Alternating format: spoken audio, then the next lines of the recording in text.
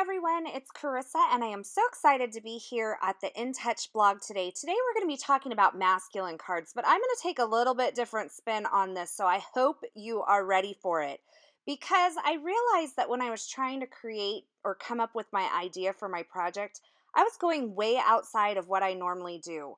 And I realized that in order to make a card successful, I had to stick to things that I know and things that I use.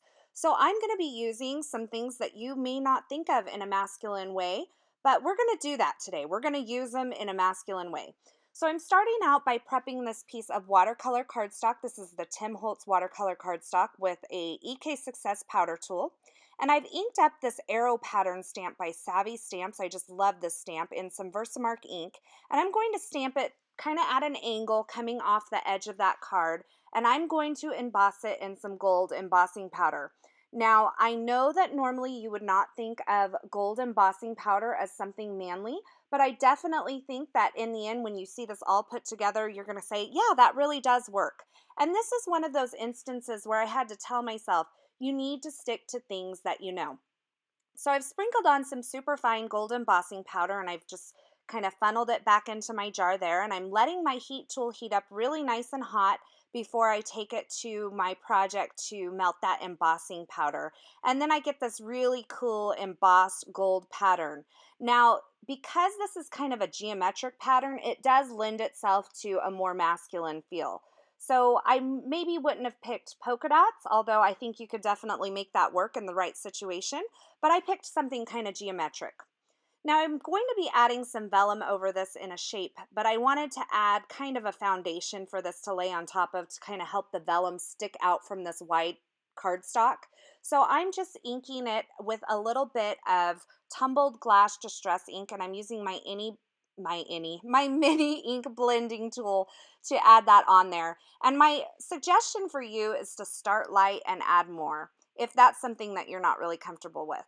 So now that I've got my base piece all prepped, I'm going to move into the die cutting, and I'm going to use a few different die sets here. This little ABC set is from Lawn Fawn. It's called the Kohl's ABC. And I'm also going to be using this Pretty Pink Posh Stitched Borders 3 die set. I'm going to use that little kind of stitch strip there. And they're all connected, and I needed to separate them. So I'm just using my Elizabeth Craft wire snips here to kind of cut them apart. They work really well, I do have to say. And finally, I will use this speech bubble from this Lawn Fawn set as well. Now, I decided not to cut my ABCs apart because I didn't really want to fuss with all of the separate letters at this point, but you definitely could. And here's where one of those maybe more traditional kind of feminine touches comes in, because I'm cutting that speech bubble out of some Essentials by Ellen Vellum. But because it is more of a kind of masculine shape, I feel like it really works here. Now this little stitched border I'm cutting out of some navy cardstock, and I'm going to finish off by cutting these letters, these Kohl's ABCs, out of this real birchwood paper. Now I really love to use this real wood paper on masculine cards. I just think it's a fun way to add kind of an unexpected twist, and I'm going to show you how to make it kind of look like some faux wood veneer. To keep these little letters from getting lost, I'm just throwing them in a pinch bowl to put on my work surface. And then I've also cut the letters again out of some white fun foam here, or some craft foam. Now there's something I wish I would have done here. I wish I would have thought of. I'm going to show you that later on in the video, but for now we're just going to keep trucking along on this card. So I've prepped that piece of navy cardstock with a little EK Success powder tool, and I'm going to use the 12 Days Companion Greeting stamp set to stamp the Happy Father's Day greeting. And I'm just lining it up on my grid mat here to make sure that I get it nice and straight, because I don't want any crooked sentiments on my card project. And then I'm going to ink it up in some Versamark ink and stamp it onto this navy die cut strip here. Now really carefully just adding a little bit of pressure. You don't want to add too much because these letters are so fine, and if you push it down too hard, you're going to distort the letters. So just kind of gently add even pressure. And then I added some super fine detail embossing powder in white over that, and I'm just heat setting it. You really do kind of want to use a super fine detail powder on this because the letters are so fine. Now it's time to make my kind of faux wood veneer here. So I'm adding just some glossy accents to this fun foam, and I'm going to stack those real wood pieces right on top of it. And this gives you that really dimensional look that you get with wood veneer, but this is something that I've created using any die in my craft room that I have. So it's kind of a fun technique because you can really take what you have and what you love and get more out of it and get some different looks out of it. So I've stacked those all up on the foam with some glossy accents. I'm going to temporarily adhere this little sentiment strip here because I want to cut it at an angle. So I'm just kind of getting it where I think I want it positioned on the card with a little temporary adhesive. Then I'm going to flip it over and just trim the ends, and that way I get the perfect angle on those ends. Really wanted to trim it down before I added the foam adhesive along the back because it just makes the trimming process a little bit easier. I'm adhering this vellum speech bubble using a little foam adhesive, and I just kind of hit it behind where I know this sentiment strip will hide it. And then I'll add this sentiment strip right across the top of that with some foam adhesive as well. I did have to add a second layer on that right-hand side because of how it, the speech bubble is already lifted up and I have 2 layers there. And I hadn't thought of that before, but make sure you add a little bit of extra so you don't have a wonky sentiment piece there. And once I get that adhered down, I'll just trim off the rest of that speech bubble that's hanging off the edge. So now I'm going to add the letters to this speech bubble, and I'm just adding them on with a little bit of glossy accents. And I started with the A that was in the middle so I could get my spacing just right. When you're working with die cut letters like this or sticker letters or something like that, start in the middle and work out, and you can get your spacing even, and that's just an easier way to do it than try to start at the beginning or the end. So I felt like this needed a little more color and a little more pattern. So I'm using this We Are Memory Keepers Shape and Tape. This is the teal blue color. And I've cut just a 3/8 inch strip of it using my trimmer. And I'm going to tuck it up behind this speech bubble. Now I didn't pull off the backing until I got it positioned. And you can see as I get it positioned, then I'll start pulling off the backing and working my way across. And that just added a little bit more pattern and color. So now I'm using this bracket die here, and I'm also using this little flag clip die. This is from a Kelly Purkey and Hero Arts stamp and cut set. It's kind of like a planner thing, but I'm going to use it as a little flag here. I'm cutting them out of that real birch paper once again, and then I'm going to trim off this little clip. I'm actually not using it as a clip. I just wanted that really perfectly cut banner end, and I adhered it using a little bit of tape runner adhesive and then popped a little piece of foam adhesive behind it to keep it from sagging because we don't want any saggage. And then adding some foam adhesive to my bracket piece on the ends, and I'll add some tape runner in the middle, and that will kind of straddle that sentiment strip there as well. Now for my card base, I'm using a little Neenah Solar White 110-pound cardstock. It's cut to 4 1/4 by 11, and I'm just going to score it at 5 1/2 using my Teflon bone folder and my Martha Stewart scoreboard. Once I get that scored, I can kind of fold it over and really reinforce that crease. And then I'll add my card front onto a navy piece of cardstock just using some tape runner adhesive here. And I kind of like to put it on top of the card base because that dark on dark, it's really hard to see. And now it's time to open up my big mama roll of Scotch foam mounting tape. I never thought I would go through a whole one of these. I have. I'm going into my second one now, and I have plenty so I don't have to worry about running out of it because now I have 36 yards of it fresh again. And so I'm adding that all over to the back of my card front, and I will add it to my card base.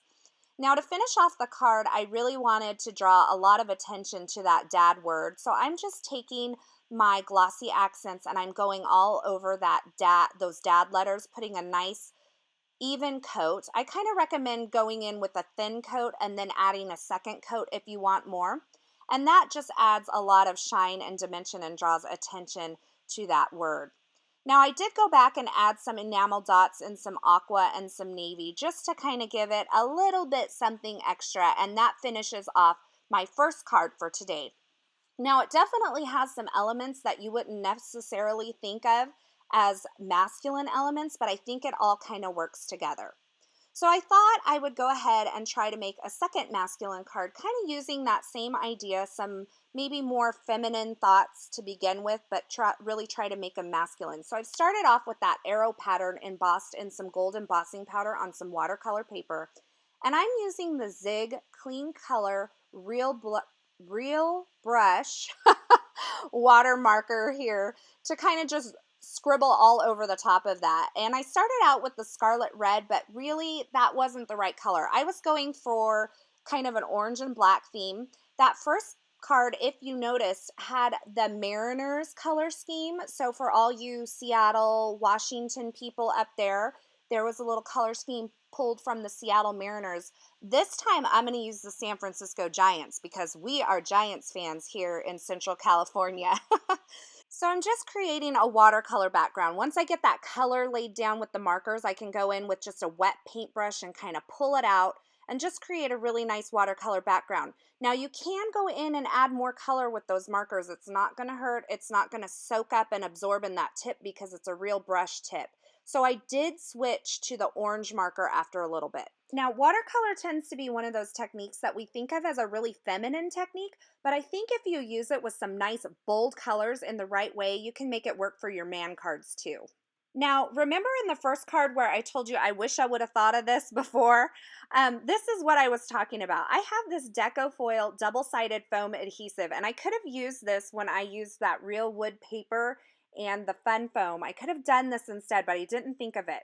So I'm just taking a piece of black cardstock and I'm adding it to one side of that double sticky-sided foam adhesive, and I'm running it through my die cut using the Celebrate die cut from the Celebration Words Tim Holtz die set. Now you can see I ran it through with my regular sandwich and I didn't really get a great cut, but I did find that if I used my Sizzix Precision cutting base plate that I really did get really good results. So this is the precision base plate here, and I'm going to position that as if I'm using it as my bottom cutting pad. So it's a metal plate and you want your die to cut into that. So you want your blade side facing towards that base plate there. And you can see it didn't cut all the way through the backer, but it cut all the way through the foam and the cardstock, and I got a great result.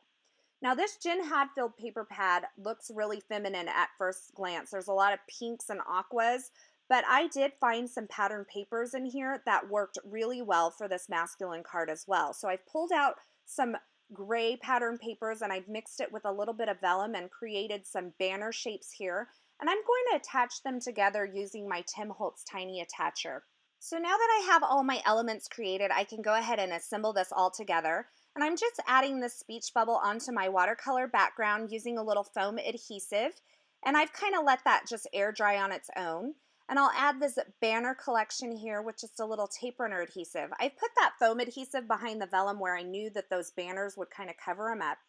And for my word die cut here, I'm using my T-square ruler to just make sure I get it really nice and straight across that speech bubble.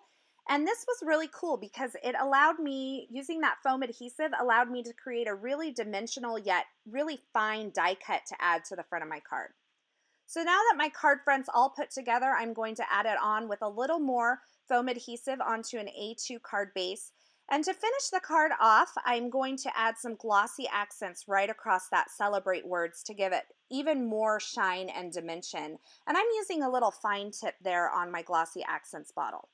Now, one last finishing touch, I am adding some sequins to this card. Yes, I know sequins are for girls, but these black and onyx sequins from Pretty Pink Posh I really think worked in this situation.